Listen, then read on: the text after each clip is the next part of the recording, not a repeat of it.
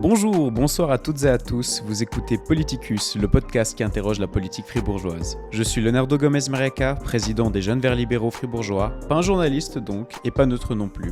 À travers ce podcast, je vais interviewer un certain nombre de politiciens, de politiciennes, de membres d'associations et de personnalités qui forment ensemble la ligne politique du canton.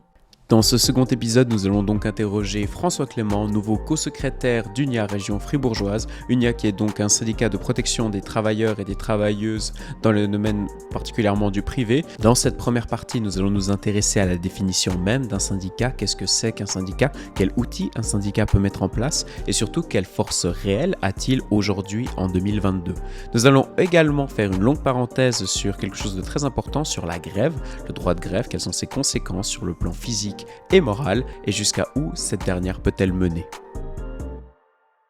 Alors, on va commencer par la politique suisse. Déjà, une question qui est très générale en soi, comment jugez-vous la politique suisse? C'est-à-dire que je pense que c'est pas lancer un pavé dans la mare que de dire qu'on a tendance à être un peu plutôt affirmé à droite, ça se voit pas mal, selon pas mal d'initiatives, ça se voit aussi selon pas mal de tendances politiques, de la majorité au Parlement, etc. Dans ce contexte-là, quel est pour vous le fonctionnement de la politique suisse? Quelle est la place d'un syndicat aussi à l'intérieur du monde politique, on va dire, et à quoi est-ce que sert un syndicat? Et peut-être la question de base, qu'est-ce que c'est un syndicat? Ouais, je me suis emmêlé. Qu'est-ce que c'est un syndicat? Commençons peut-être par ça, parce que ça va être une très vaste question, Oui, sinon pardon. il y a plein de questions dans la question. Le syndicat est une organisation, alors le syndicat en général est une organisation de défense des intérêts des travailleurs et des travailleuses. Il peut être par secteur, par catégorie, par type d'emploi. Donc, par exemple, UNIA est un syndicat des secteurs privés qui organise 4 grands domaines, l'industrie, le tertiaire, le gros œuvre et le second œuvre artisanat. Donc, l'objectif d'un syndicat est de représenter collectivement les intérêts des personnes qui sont employées et employés, donc aux travailleurs, aux travailleuses, si on préfère ce terme. Donc représenter cet intérêt-là. Ensuite, il y a des syndicats parce qu'il y a des visions de comment défendre correctement cet intérêt. Donc c'est pour ça qu'il y a plusieurs syndicats, non seulement parce qu'ils peuvent être sectoriels, mais aussi parce qu'il va y avoir une vision différente de comment défendre correctement l'intérêt de ces personnes. D'accord. Et dans ce contexte-là, du coup, ce que tout mon marathon pour essayer d'amener à cette question, quelle est aujourd'hui, du coup, la force ou la place d'un syndicat, du coup, dans le contexte plutôt de droite que je disais avant? Parce que le syndicat a une force historique, c'est une organisation qui a presque toujours été, comment dire, contemporaine des partis politiques, a toujours fonctionné avec. Quelle est la force de cette organisation? Comment est-ce qu'elle se positionne sur l'échiquier politique suisse? Bon, c'est justement intéressant de noter le fait de dire que la Suisse est de droite parce qu'on élit plutôt des gens de droite. En réalité, je m'étais amusé une fois à faire le calcul, le parti le mieux élu lors d'une élection cantonale en Suisse représente moins de 3% de la population présente. Mhm. Entre les abstentions, les personnes qui n'ont pas le droit Oui. de vote et la force réelle du parti parmi les personnes qui auront voté, c'est pas si représentatif que ça. Enfin, c'est pas beaucoup plus représentatif qu'un syndicat qui peut se targuer d'avoir 170 000 membres sur le territoire suisse parmi la population active employée, parce qu'il y a aussi, c'est ça, c'est pas sur les 8 millions d'habitants. Donc en fait, c'est en soi, en tant que force politique, pas force institutionnelle, mais en tant que force politique, le syndicat est un parti extrêmement puissant, en fait, par le nombre. C'est simplement qu'on a affaire soit à des gens qui ne croient pas à la politique institutionnelle, soit des gens qui votent aussi, mais pour différents partis, soit à des gens qui n'ont pas le droit de vote, pour beaucoup, parce que beaucoup d'employés de ce pays sont des gens qui sont d'origine étrangère, qui n'ont pas encore reçu le droit de vote, qui l'obtiendront peut-être même jamais, mais qui ont pourtant des intérêts à défendre dans cette compétition d'intérêts ou cet arbitrage entre intérêts qu'est le système politique. Mhm. Je vais peut-être revenir une petite seconde dessus. Est-ce que du coup vous travaillez énormément avec des personnes d'origine étrangère, vous essayez aussi de collaborer avec eux et elles. Est-ce que vous voyez cette volonté aussi de participer du coup à la vie politique de ces personnes? Parce que c'est quelque chose qui moi me tient à cœur, que je trouve essentiel qu'il faudrait donner le droit de vote à ces personnes-là. Mais comment est-ce que vous l'analysez? Il y a cette idée si vous n'êtes pas suisse d'origine, vous ne pouvez pas être décidé finalement de vos représentants. Vous qui êtes quand même beaucoup plus sur le terrain que pas mal de politiciens et de politiciennes, comment est-ce que vous l'analysez? Comment est-ce que vous voyez ces personnes-là? C'est... Bon, ça demande de poser quelques prérequis, euh, parce que je pense qu'il faut déjà avoir la vision politique, alors que je porte, peut-être pas, je peux pas forcément porter au nom de toutes les organisations et de tous les courants qui pourraient traverser notre syndicat, mais à mes yeux, la- le politique, et pas la politique, mais le politique, l'action politique, c'est une compétition, ou plutôt un arbitrage entre les intérêts divergents. La démocratie, c'est un arbitrage entre ces intérêts qui se fait de manière pacifiée. Parce qu'à l'époque, si on n'était pas d'accord, bah, on prenait une épée, on tapait sur le voisin, et puis celui qui avait gagné, il pouvait dire comment on vivait dans la cité. Maintenant, bah, on va plutôt faire des joutes verbales, et trancher d'une manière ou d'une autre. Le vote comme manière de trancher à la fin cette divergence, pour conclure quelle est la manière dont on va vivre ensemble, à mon avis, c'est le plus pauvre. C'est la démocratie dans son expression la plus pauvre. La démocratie dans son expression la plus forte, c'est le dialogue permanent et les compromis faits pour pouvoir obtenir un arbitrage qui embarque le plus de monde possible. Ça, ce serait l'expression la plus forte de la démocratie, c'est la délibération. Euh, dans ce qui est de la délibération, le corps intermédiaire qu'est le syndicat est très présent. On a beaucoup de séances d'assemblée, de discussions avec les travailleurs. On tourne toute la journée sur les lieux de travail pour discuter avec les travailleurs et travailleuses, pour demander quelles sont leurs visions, leurs besoins, comment les représenter, etc. De ça, les gens sont intéressés. De ça, les gens ont soif. Et il y a des dialogues passionnants, intéressants, constants qui se créent. Mais je ne suis pas sûr, par contre, que les gens seraient intéressés par l'expression la plus pauvre qu'est le vote. Pour plusieurs raisons. Déjà parce que ça implique que l'offre qui est faite correspond à ce que le vote est un tranchement, c'est A ou B. Et si en fait on était plus intéressé par A, B ou encore peut-être par C et qu'aucune de ces options n'est sur la table, bah, qu'est-ce qu'on vote? Et puis aussi parce que c'est pas quelque chose qui est... Le vote se conclut après des débats qui visent à engendrer le plus de votes et donc qui ne vont pas forcément faire une proposition qui correspond à la réalité de personnes, de personnes qui votent moins ou de personnes qui s'approchent moins de la réalité des candidats. C'est comme difficile de demander à une personne, bah, par exemple, qui fait du droit, de comprendre et de représenter correctement une personne qui, toute la journée, et depuis l'âge de 15 ans, est maçon. C'est pas la même réalité, c'est pas la même vie, et c'est du coup pas les mêmes appréhensions et pas les mêmes intérêts. Plus que d'accord. Euh, je vais passer à ma fameuse question. Dans le sens... Alors, celle-ci, elle va être rigolo à formuler. Quelle est la force que peut encore déployer un syndicat dans un contexte, on va dire, de marché bouché, d'ultra-libéralisation du marché à l'international? Il y a cette idée un petit peu sous-jacente au final, s'ils sont pas contents, si je me mets à la place d'un très très très grand patron et très très très, on va dire, avec très peu de scrupules, je peux simplement me dire, bah écoutez, s'ils sont pas contents, je peux les virer, je vais de toute façon trouver moins cher qui va arriver et qui veulent un travail parce que le marché est bouché. Donc, au fond, qu'est-ce que je m'en fiche?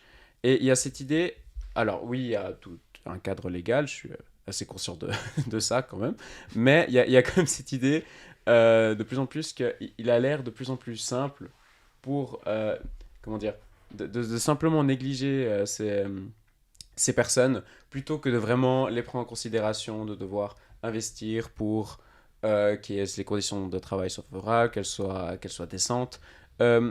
Comment lutte aujourd'hui, du coup, vraiment en 2022, un syndicat? Quelles sont les armes qu'il a? Et quelle est la crédibilité qu'il a face au privé, face au monde politique? Comment est-ce qu'il s'en sort? Comment est-ce que Unia s'en sort, on va dire, se dépatouille là-dedans? Bon, encore une fois, il y a plusieurs questions Ouais. imbriquées dans une seule.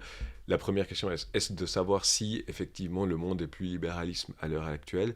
Je fais l'analyse contraire. Je pense qu'à l'heure actuelle, on a un retour, enfin, on a une volonté globale de rupture avec le néolibéralisme.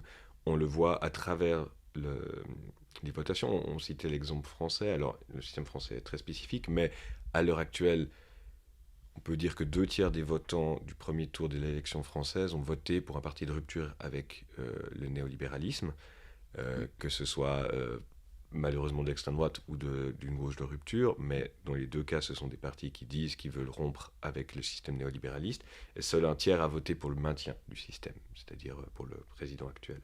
Je pense qu'on le voit aussi petit à petit chez nous, ce mouvement se dessiner. Je pense qu'on l'a vu aussi en Allemagne, avec une coalition maintenant qui tend plus vers une rupture avec le néolibéralisme, alors pas complètement, mais qui a un mouvement glissant vers cela. Et je pense que c'est le défi qui va aussi politique, qui va beaucoup structurer la vie politique internationale, puisque en gros la volonté de rupture est présente dans beaucoup de la population pour différentes raisons, parce que le système, je pense, ne fonctionne pas tant bien et entraîne de nombreuses crises et de nombreuses tensions, parce qu'il y a aussi une crise climatique à régler et ce système ne semble pas pouvoir y répondre, et que donc les gens vont chercher une réponse, que ce soit à l'extrême droite ou à l'extrême gauche. Voilà. Après, moi j'ai une préférence dans les deux camps, bien évidemment, et je pense que pour moi les réponses d'extrême droite, c'est un triomphe du désespoir, c'est simplement il faut que ça pète d'une manière ou d'une autre, sinon on ne tiendra plus, et que l'extrême gauche, ce serait un triomphe plus de l'espérance, de dire mais on peut construire quelque chose de mieux. Ça, c'est ma vision que je porte. Maintenant, pour ce qui est de savoir de qu'est-ce que peut faire un syndicat dans cette histoire, donc comme indiqué, nous, on représente les intérêts des travailleurs et des travailleuses, on porte leur voix, on ne la porte pas seul, en fait. Le syndicat, c'est un mouvement collectif, basé sur la solidarité et le collectif entièrement. Certes, un employeur peut dire moi, je vais virer ce gars s'il me tient tête. Mais ce qu'on dit souvent, c'est qu'il ne peut pas tenir tête à toute son équipe. Hein, on dit, typiquement dans la construction, on dira oui, il peut virer un maçon, mais il ne peut pas virer les 12, parce que ce n'est pas lui qui va aller creuser la tranchée. Et ça, c'est une réalité qui est constante. Le collectif a une puissance, on peut le constater à chaque fois que nous avons un conflit, du moment où dans l'entreprise, une majorité des employés décident de ne pas se laisser faire, de collectivement s'organiser avec nous pour se défendre, le résultat est quasi immédiat. Jamais l'employeur nous tient vraiment tête. Et même quand il essaie de nous tenir tête et qu'on fait une lutte de longue haleine, puisque nous sommes un collectif nombreux et donc ayant la capacité de tenir sur le long terme, eh bien ils finissent toujours par devoir un peu plier. Alors parfois c'est pas toujours le grand soir, c'est normal, mais on arrive toujours à obtenir la défense d'un certain intérêt, des gens qui voient leurs conditions s'améliorer matériellement. Maintenant, pour la dernière question de savoir, oui, mais qu'est-ce qui se passe s'ils décident quand même de virer toute l'entreprise en disant qu'ils trouveraient d'autres personnes ? Alors, c'est sans doute quelque chose qui aurait pu exister il y a une certaine période. À l'heure actuelle, avec le taux de chômage qu'on a en Suisse, ce serait un pari très risqué pour les employeurs. Dans la réalité, on manque de main-d'œuvre en Suisse, drastiquement, à un stade où les employeurs espèrent même de nous qu'on les aide à trouver des employés. Parce qu'on va manquer de dizaines de milliers d'employés d'ici une dizaine d'années, pour différentes raisons. La Suisse n'est plus si attractive que ça pour une immigration de travail, parce que les conditions de travail ils sont relativement difficiles. Le salaire est certes élevé par rapport à un pays étranger, mais peu élevé par rapport à la vie en Suisse, et il faut quand même vivre sur place quand on y travaille. Et puis, la meilleure conjoncture de beaucoup de pays européens, notamment du Sud, fait que cette main-d'œuvre qu'on importait du Sud, elle préfère, pour des raisons qui sont parfaitement logiques à mes yeux, elle préfère avoir des conditions de travail relativement bonnes dans leur pays d'origine, proches de leurs proches, plutôt que de venir ici travailler dans de mauvaises conditions et en plus structurellement maltraités parce qu'ils sont d'origine étrangère. Oh, est-ce que je peux demander comment ça se passe concrètement ? Si je prends par exemple l'exemple de Smooth qui a été assez récent, comment ça se passe par étapes, l'activation, on va dire, de la force syndicale ? C'est-à-dire que des employés viennent chez vous, ensuite vous discutez avec... Et quel est le processus plus concret, plus réalistiquement, on va dire ? Concrètement, généralement, les gens sont membres du syndicat parce qu'ils croient à la solidarité entre employés, parce qu'ils voient leur intérêt et leur volonté de défendre cet intérêt. Pour nous, généralement, c'est la première étape vers quelqu'un qui avance vers une capacité à moi, on pourrait utiliser des termes un peu plus au trip, ce serait des gens qui prennent en main leur destin et qui commencent à lever la tête. Donc ils adhèrent au syndicat en se disant moi un jour je ne vais pas me laisser faire, je veux avoir les moyens de ne pas me laisser faire quand ce sera difficile. Une fois cette adhésion faite, généralement, ils reçoivent des indications de notre part, des informations, des lettres, etc., pour connaître leurs droits. Et dans le cas, par exemple, d'une chose comme Smooth, au bout d'un moment, ils constatent que leurs droits sont régulièrement bafoués, qu'ils sont dans des conditions de travail exécrables, que ça ne va pas, et ils se souviennent qu'ils ont adhéré à cette organisation qui est prête à les accompagner s'ils veulent lever la tête, et ils font l'étape de plus, ils disent maintenant je vais me battre. Donc à Smooth, plusieurs employés nous contactent en disant nous on constate qu'il y a un écart entre ce qu'est nos droits, qu'on peut voir grâce à l'information que vous faites circuler, et de la façon dont on est traité. On veut plus laisser faire, qu'est-ce qu'on peut faire? Et nous, alors, on leur dit, venez, on fait une séance, on réunit un maximum de vos collègues, puis on discute ensemble des possibilités, de ce qu'on veut obtenir d'abord. Qu'est-ce que c'est pour vous qui est important? Parce que je pourrais dire, le plus important, c'est d'avoir des vestes et des chaussures de bonne qualité, parce qu'on marche beaucoup toute la journée, ou le plus important, c'est d'avoir de meilleurs salaires, parce qu'en fait, on est tellement bas dans les salaires qu'on ne peut pas vivre. Chaque branche a ses spécificités en la matière, ses difficultés au travail.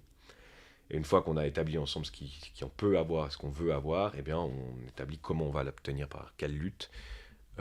Généralement, il y a une escalade qui se fait. C'est-à-dire qu'on va d'abord écrire à l'employeur en disant est-ce que vous venez avec nous aux tables de négociation? Puis on trouve une solution intelligente entre personnes de bonne volonté. C'est une chose qui est faite sans vraiment croire à la bonne volonté. C'est simplement, est-ce que vous pensez que est-ce que vous voulez vraiment qu'on arrive au stade où c'est bagarre, ou est-ce que vous préférez quand même qu'on trouve une solution? Voilà, est-ce qu'on peut discuter? Est-ce que, mini parenthèse, est-ce que ça arrive que ça se termine là? Est-ce que ça arrive qu'il y a... Très souvent, le plus souvent, les employeurs nous disent, écoutez, j'ai pas envie de me prendre une grève dans les dents, j'ai pas envie d'un conflit, ce qui est plus intelligent aussi, parce que ça laisse des marques, hein, même si le travail reprend à la fin d'une grève, les employés qui ont fait grève, ils se souviennent qu'ils ont dû aller jusque-là pour juste être écoutés. Et ils savent qu'ils peuvent le faire, qu'ils l'ont déjà fait une fois, qu'ils peuvent le refaire si les conditions se dégradent. Exactement, mais au-delà de ça, ils reviennent le lundi au matin de travail en se disant si je t'avais pas fait une grève, tu m'aurais jamais écouté. En fait, tu me respectes pas. Donc, je vais revenir au travail, mais si j'ai l'occasion, je vais partir travailler ailleurs le plus vite possible. Si j'ai l'occasion, si je vais être prudent, je vais pas te faire confiance. Il n'y a plus de confiance, c'est-à-dire je vais pas te faire confiance. Je sais que tu vas pas me traiter correctement et que si on le remarque, tu vas tout faire pour pas accepter d'en discuter avec moi. Donc, moi au quotidien, ce que je sais, c'est que t'es pas un gars correct. Je n'ai pas envie de travailler avec toi. Ça va rester. Donc pour l'employeur, on dit non, moi je préfère. Venez, on s'assied à une table, on trouve une solution. Et généralement, on trouve une solution avec cette épée Damoclès pour l'employeur de dire nous, dans le rapport de force, on est prêt à se battre si vous n'êtes pas prêt à écouter. Et puis de l'autre côté, l'employeur dit oui, mais si moi je mets une solution correcte sur la table, vous n'allez quand même pas faire le chaos pour le chaos. Et effectivement, s'il y a une solution correcte sur la table, on va bien être obligé de s'entendre. Mais si c'est pas le cas, et ça arrive que c'est pas le cas comme on peut le constater, on va commencer à aller vers une des étapes plus suivantes, donc des pressions médiatiques, des pressions du public. Smooth, c'est aussi des lettres écrites par des clients réclamant que Smooth respecte ses employés. Et dans le cas où vraiment c'est pas possible de discuter, on va aller à la grève, qui n'est pas un geste anodin pour les gens qui font la grève. On va parler un peu plus de la grève, du coup. Comment on organise une grève, déjà? Parce qu'il faut que ça tienne. Il faut pas que les personnes aient peur de devoir arrêter dès les premières heures, simplement parce que l'employeur arrive et il dit, écoutez, si vous faites grève, c'est pas possible, c'est la fin de négociation. Ils peuvent se positionner tout à coup. C'est arrivé qu'ils se positionnent en victime. Que ça. Oui, justement. Comment est-ce qu'on l'organise? Comment est-ce qu'on tient les gens derrière? Et est-ce que c'est à ce moment-là aussi que d'autres associations, éventuellement, d'autres partis politiques aussi, rentrent éventuellement en jeu avec un soutien affiché, non affiché? Est-ce que vous faites ce travail après ou avant d'aller chercher éventuellement des gens en leur expliquant la situation, leur dire voilà, est-ce qu'on peut compter aussi sur votre soutien, au moins par écrit ou au moins par un communiqué officiel? Comment ça se passe, tout cet environnement de la grève, on va dire, ou tout... Ouais. Encore une très large question. Ouais. Désolé, ce sera le cas tout le temps. Oui, la grève est un objet d'une extrême importance, d'une extrême complexité, d'une extrême dureté. La grève, c'est la mise à nu de la réalité du rapport de travail. Le rapport de travail est un rapport de subordination. C'est ce que prévoit le contrat. On est subordonné à notre employeur. C'est un rapport de subordination dans lequel notre employeur nous tient par la survie matérielle. Soit tu travailles, et tu as un salaire et tu peux manger, soit tu ne travailles pas, tu n'as pas de salaire et tu meurs de faim. C'est ça, le rapport de travail, à la base. Qu'on veuille ou non, qu'on apprécie ou non le capitalisme ou pas, c'est ça le rapport de travail. Si on ne travaille pas, on ne mange pas. Voilà. Donc l'employeur détient ce pouvoir sur ses employés, et c'est le moment de se mise à nu de ce pouvoir où tout ce qu'on a pu mettre autour pour rendre vivable le rapport de travail disparaît. Il n'y a plus que la notion de l'employeur qui dit soit tu bosses, sinon je ne te paye pas et tu vas crever de faim, et l'employé qui dit moi je ne veux pas bosser en ces conditions parce que ça équivaut à crever de faim. Finalement, c'est vraiment l'instant où on est vraiment sincère. Tout le côté culture de l'entreprise, ou peu Tout importe, disparaît. Il n'y a plus ça. qu'un employeur qui te dit je vais te virer, je vais m'assurer que tu n'auras plus jamais du travail. Ce que tu fais, c'est tuer l'entreprise. L'entreprise, elle n'aura plus d'argent à cause de toi et vous serez tous au chômage à cause de toi. Mhm. Voilà, Du coup, c'est d'une extrême violence. Donc c'est encore d'une plus extrême grande. violence. Ouais. D'autant plus, alors comment. Il y aura aussi comment- des pressions psychologiques plus insidieuses, évidemment, qui Mhm. seront. Il y aura, les 3 premiers qui reviennent, je leur augmente leur salaire. Ouais. Ou, enfin, donc il y a aussi cette notion, on va essayer de diviser on les pouvait gens. le faire, vous voulez pas le faire avant. Bon, bref. Oui, mais les 3 premiers Oui. qui reviennent, comme ça. Mais pas tous, ouais. Mais pas tous, non. Ou, voilà, donc il y aura. C'est un moment d'une tension gigantesque pour les Mhm. employés qui craignent effectivement de perdre leur emploi, de perdre ce qui est nécessaire à leur survie matérielle, qui craignent effectivement que l'employeur ait les moyens de s'assurer qu'ils aient plus d'emploi derrière,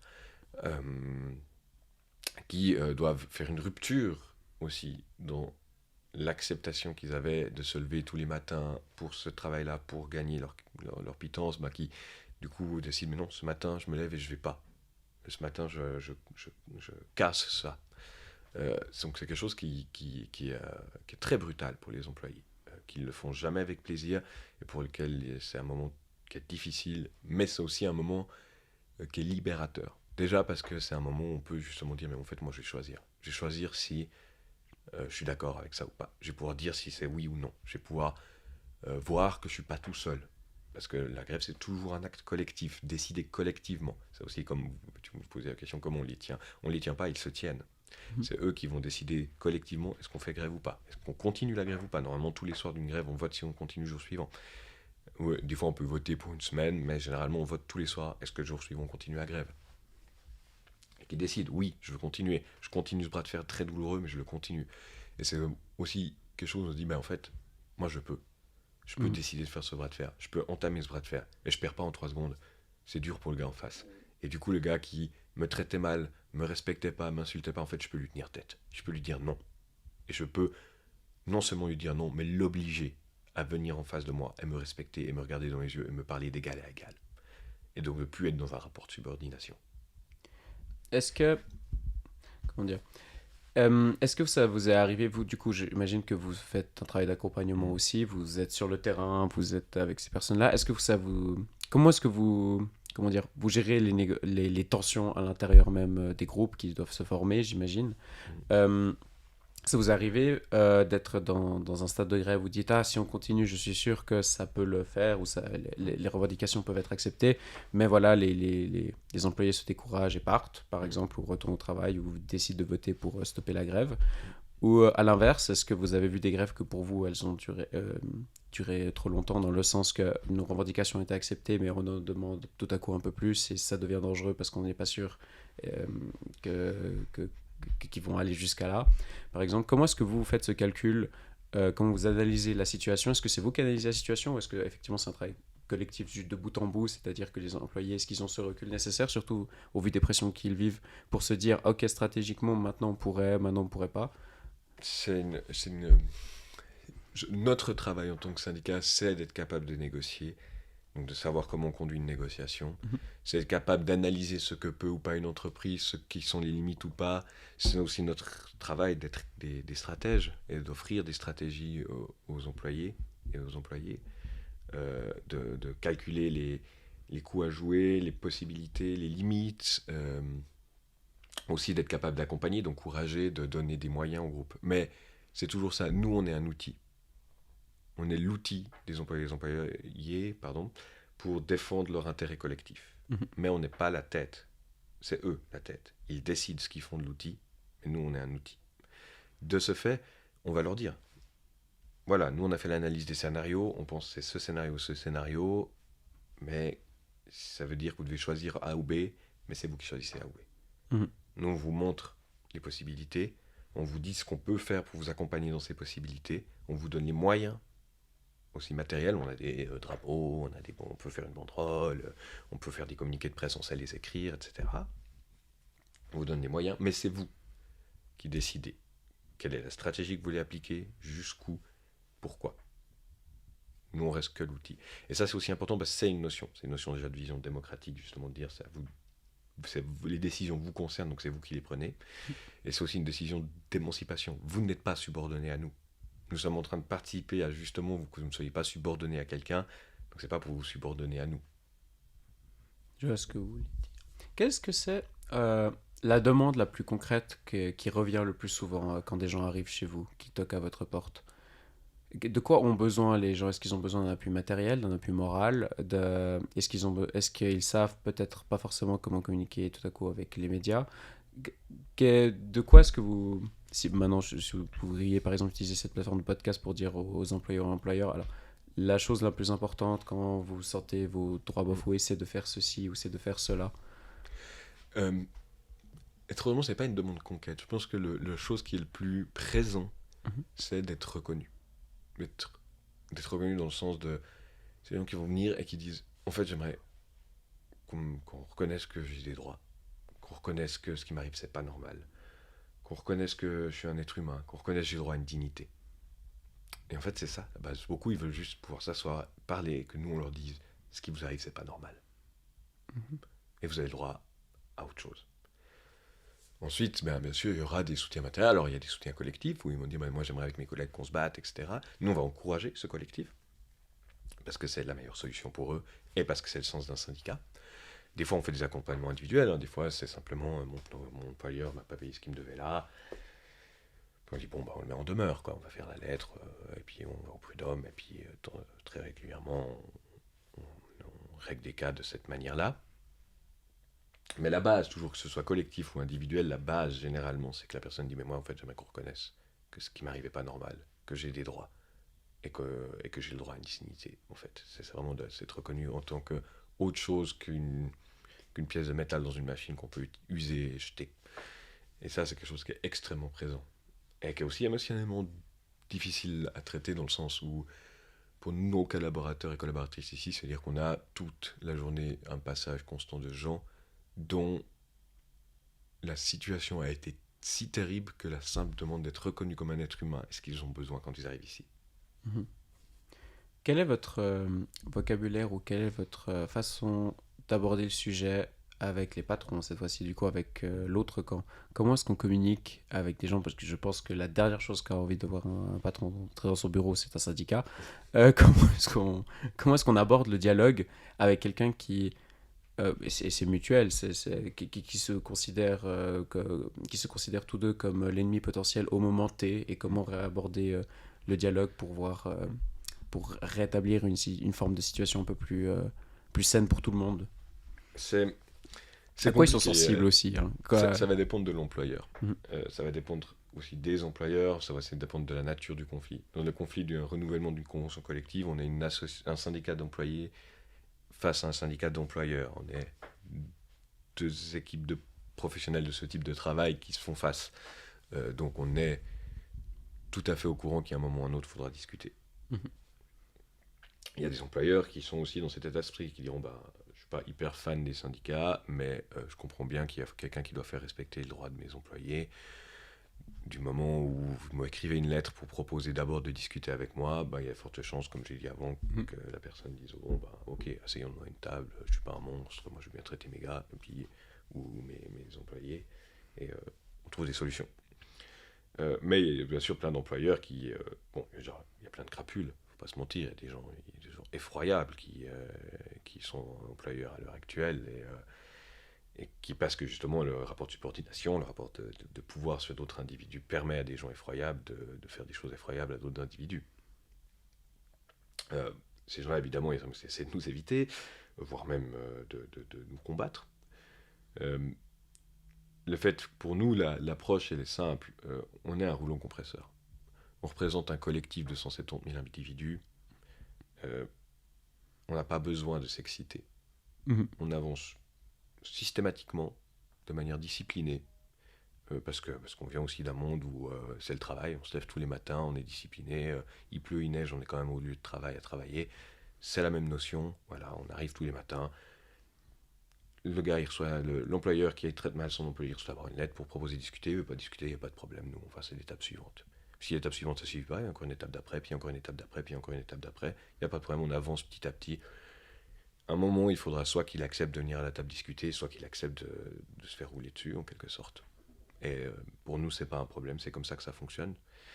Généralement, comme je l'ai dit, la plupart des gens préfèrent venir simplement discuter, et généralement, c'est le plus intelligent à faire quand on a affaire à nous. Parce que notre but est de défendre l'intérêt des employés et des employés, et que du moment où on trouve un accord satisfaisant pour eux, le compresseur va s'arrêter. Et voilà, c'était monsieur François Clément, co-secrétaire d'UNIA ici à Fribourg. Je vous remercie à toutes et à tous d'avoir écouté ce podcast et dans la deuxième partie, nous allons nous intéresser tout particulièrement à la notion de travail, à ce que cette dernière implique aujourd'hui en 2022 après la crise du Covid-19, avec l'instauration massive de télétravail, avec la qualification de certains métiers comme essentiels et d'autres comme non essentiels. Est-ce qu'il ne faut pas remettre en question cette notion aujourd'hui en 2022 et surtout quels sont les droits et les devoirs qui vont avec cette remise en question. Merci à toutes et à tous, vous écoutez Politicus.